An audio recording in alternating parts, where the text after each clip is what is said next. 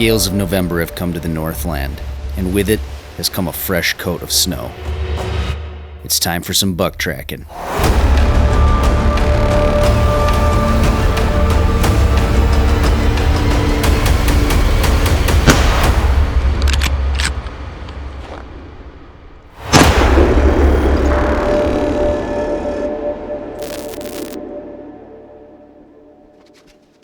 Well, I'm packing up, getting ready to go head over to Minnesota. Just got a really short first day here that I'm going to be able to do any hunting. Maybe get a few hours to poke around in the woods today, but after that it's heading up to the North Woods in Minnesota, and I'm meeting up with my cousin Andrew and my buddy Josh, and we're going to do some tracking together. So we got some fresh snow up there, about 2 inches is what they're saying, so it should be a pretty good setup for us.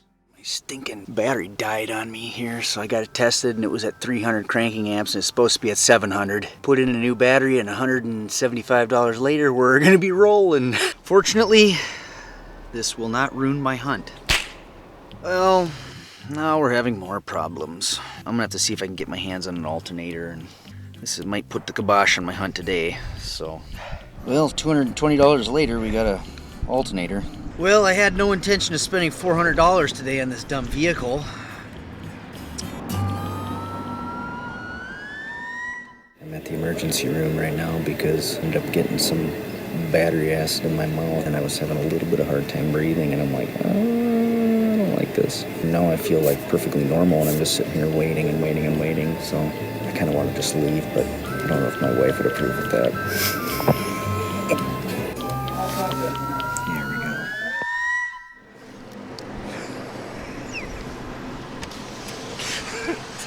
Did you just get here? Oh, you're over there. We're gonna go eat at DQ. We're running way late today. Well, we're getting pretty close now. Man, these roads are pretty slick. It rained a lot before it snowed, so we're just grease lightning everywhere. It's gonna be fun, man. I tell you what, this is just so awesome. I'm like living the dream right now. So right over behind the trucks over here, this track crossed on this little path here. It actually doesn't look too horrible. Yeah, that's about right on. But yeah, that's walking right next to the truck. Josh is going to be sleeping, and out steps a big buck 3 feet from his face. Yeah, that would most likely happen. We could do the fire like right here, and then Andrew would be able to park right there too. So we could fit 3 of us in there. Yeah, easily. We just gotta make sure that nobody tries to sleep in and keep me trapped in the morning, huh? I will drive around you. There wasn't much tracks coming in. No, I did see a lot of coyote tracks, but not a lot of deer tracks. So we're gonna have our work cut out for us. Yeah, a lot of driving. A lot of driving. All right, let's get things set up. You're still deciding to go in the front seat again? Yeah. Why is that? It's more comfier. You think it's more comfortable up there? Yeah, well, I got all my stuff in the back. Why don't you throw all your stuff in the front? That's just more work. Or I might just sleep in the back of the truck. Oh, I would sleep back there if I was you. No, I should have brought an air mattress. Yeah, dude, you should have brought an air mattress. You got one? Home. Dude, you could have been sleeping in style back here, I man. had my little buddy here back here. A little nightlight back here, too. Oh, you do have the... What? Why did you not even think of this? You could have had a nightlight, man. Well, this is my humble abode here. One of the difficulties of this is if you look, the seat is angled back down, so it like sucks me in really far. But I slept pretty good in there last year. It's about 6 inches too short for me to like fully stretch out, so I kind of have to do a little bit of a, you know, hunching. Man, you even brought a pillow? Yes, I brought a pillow, dude. You didn't bring a pillow? No. Oh, rookie, dude.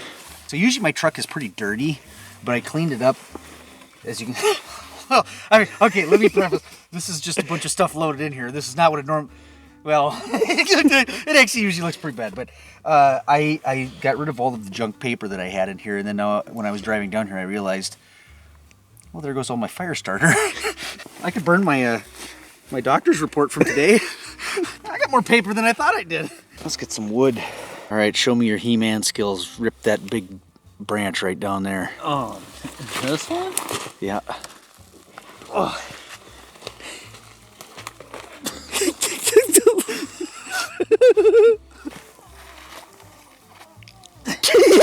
I'm coming. Oh, give it a good yank. Oh, yeah. All right, I'll carry my one branch and you can carry yours. I'll do it. Kicking me here. It's very wet underneath there. All right, let's see if the fireman can do it again. Oh yeah. It's amazing how birch bark, even when it's wet like that, we got ourselves a fire. It burned all our birch bark and nothing else. If this don't light, I'm gonna be like, what the heck? There we go. That's the problem when we're going out tracking. It's usually because there's a lot of moisture that came, which is snow or rain before the snow, and this is exactly what we faced the last 2 years doing this. I wish we could do this kind of stuff more often. It's fun.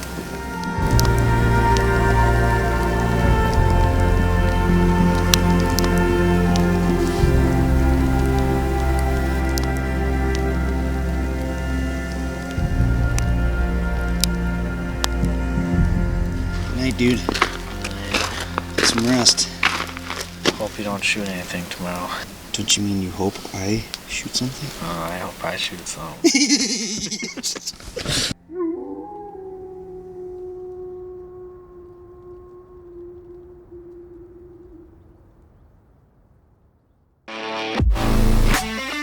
Your hunt has a story, and we want to help you share it. For all your big game taxidermy needs, check out RIEBE'S Taxidermy in Barron, Wisconsin.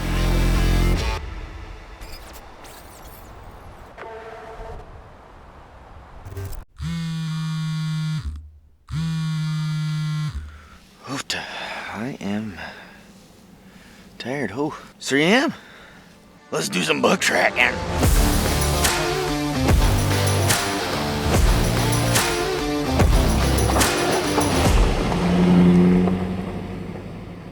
Got something that looks decent, but we'll need on just a little bit.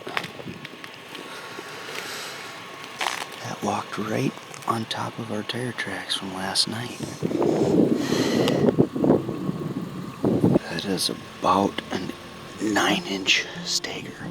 That could possibly be the buck that came to our campsite the other day. So, not a bad looking track. I mean, it doesn't look like mega track, but it's decent. Keep that one on the radar. The roads are icy. Man, oh man. We're seeing plenty of tracks, man. Holy cow. That one's definitely a decent track. That's got some dew claws to it.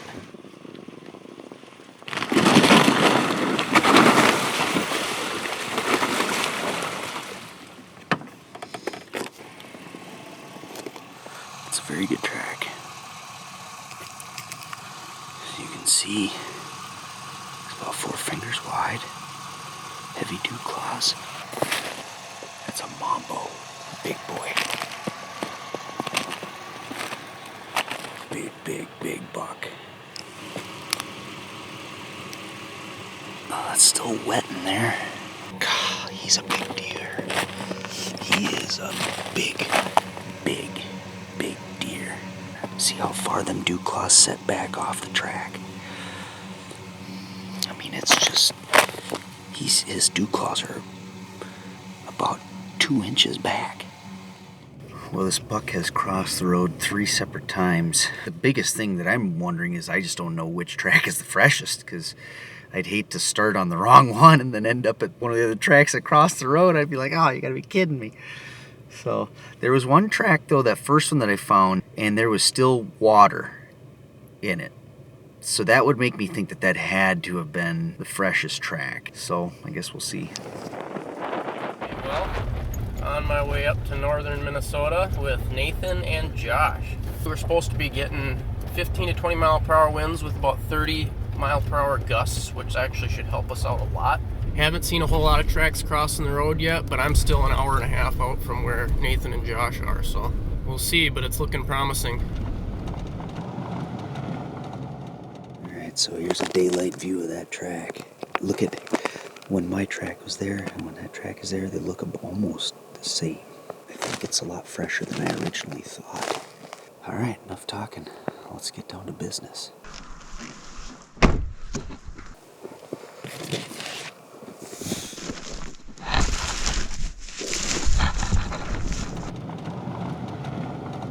Again, Minnesota 2022 season, tracking a decent buck. I'll just follow and see. I just almost ran over a beautiful red fox. Not seeing any deer sign yet, but at least I'm seeing wildlife. So, all right, I found a decent sized track. It's probably a day old. I circled the area and found 2 other points where the same deer went in and out. There's 2 ins and 1 out. So my guess is he's still bedded in there. I'm all geared up. I'm gonna try to get on that track and see what I can find. 458 SOCOM. I love this thing.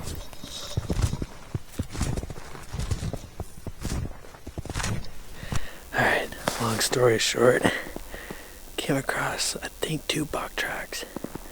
And shortly after, look at this huge scrape. This thing's huge. There's the buck track right there. It's a pretty good buck. So I'm hoping I'll catch up to him and get him. They say only real men hunt the big woods. If you want clothing that says, I'm that kind of man, then check out the store I have right below this video. It's right there.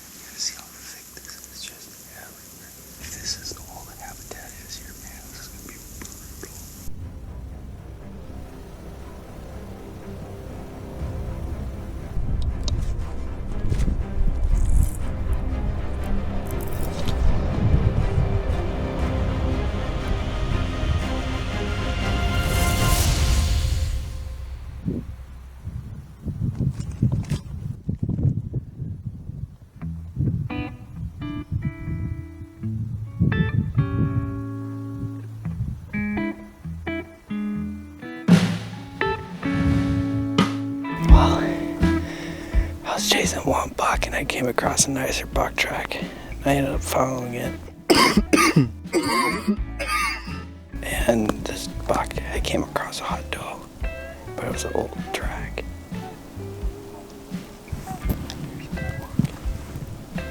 But this doe had bedded down and this buck came up and sniffed it. And now he's following this doe, I think. He's not that far. This is super fresh. Yeah.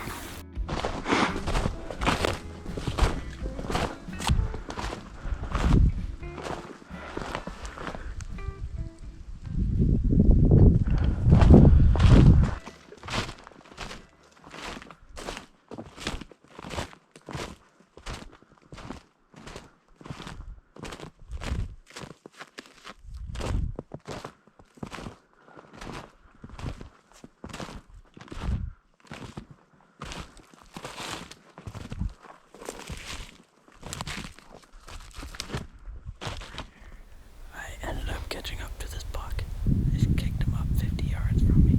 He was still following a doe, expecting him to still follow this doe, but looked like he gaped up on her right here. Small J hook. So I couldn't do anything either way. And the thing is, he has the wind blowing right towards him too, so he could have smelled meat also.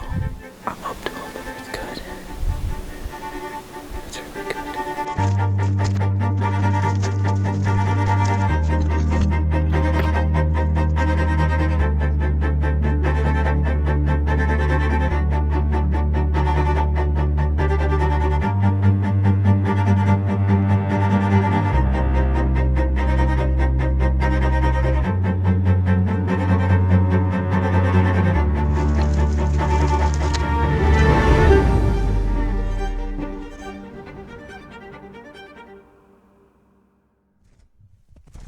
Andrew kept after this buck, and eventually he came across the first bed. It was an old bed, but he had gained a few hours on this deer. This woods is finally starting to open up a little bit. I hope it stays like this, because this is like prime right in here. Thick enough that you can have good cover, but open enough that you can shoot. We're making headway, but boy, is this just a brutal track. This buck ended up going into a doe bedding area. There was tracks going in every single direction, and it was super confusing. I ended up spending way too much time trying to sort out this track. Eventually, the buck led me right back to the road, 100 yards away from my truck. I started on the wrong track, and I wasted 4 hours of daylight following a cold track. But there wasn't much time to dwell on it. I had a lot of ground to cover.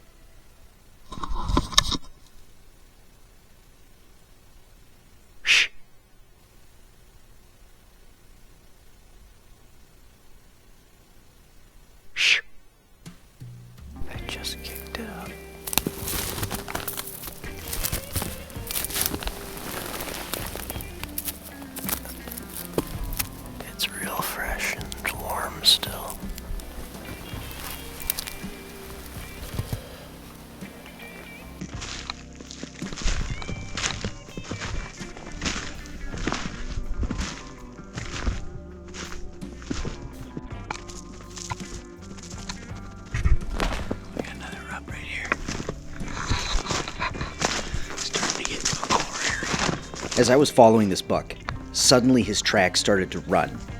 I don't think it was because of me, because I had not caught up to him at this point. As he was running along this old logging trail, he came to a berm and his tracks didn't continue moving forward. I was really confused, and it took me quite a while to figure out that he had actually turned around, run backwards, and jumped off into the woods. This was a pretty incredible survival tactic for deer. This throws off any sort of predator that might be following them, and that's exactly what this deer did. It worked on me, slowed me down. I kept after this buck, and eventually I came across his first bed. There was walking tracks exiting the bed. The bed was fresh, and so I knew he was close.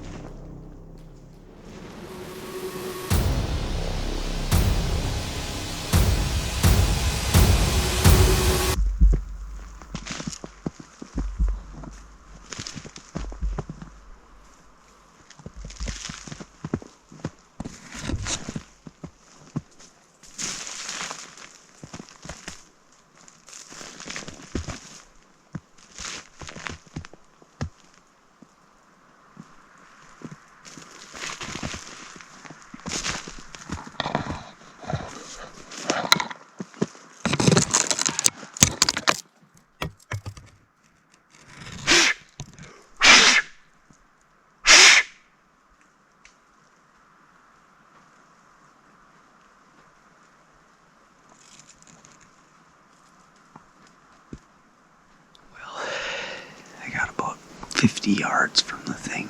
So close. I didn't even get a look at him.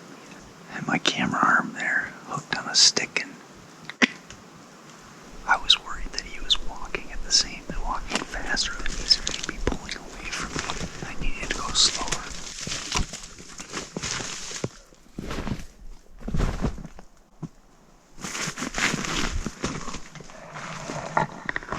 Well, here's where he busted. It was just straight back over there, probably 50 yards. It's so thick I would have... Ooh, that would have been brutal trying to pull off a shot like that. Would have been nice to see his antlers. Oh, he was bad. Well, I was just looking around, all of a sudden I noticed that there was the bed. So I think that thing heard me. Stood up over there. And then ran off that way.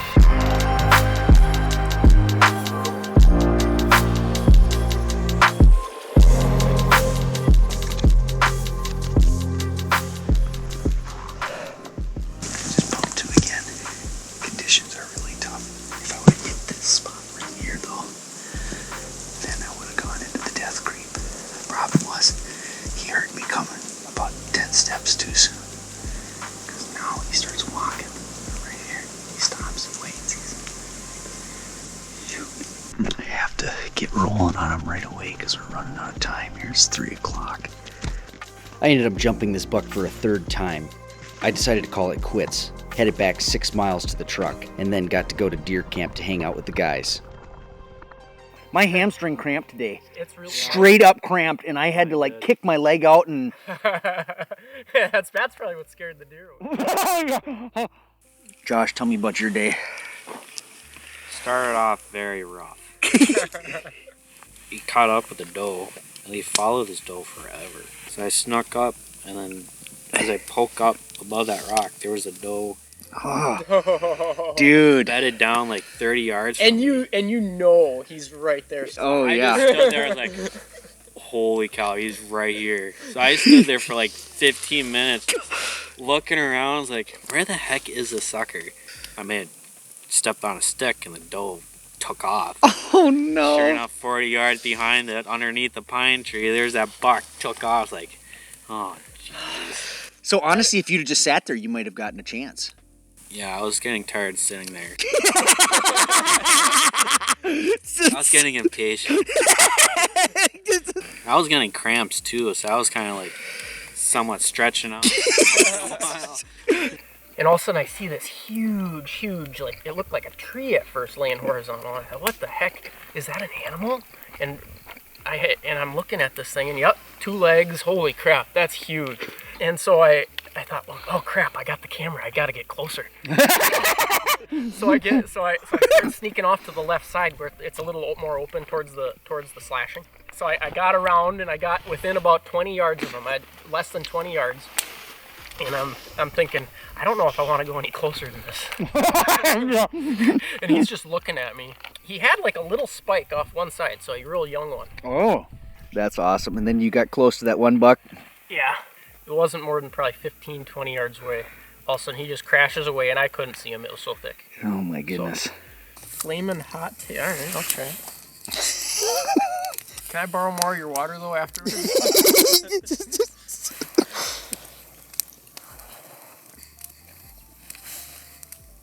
I'm waiting for a burn.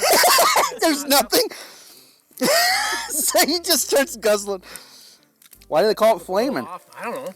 All of a sudden, it's going to hit him at midnight. It's probably going to hit him. When you burp.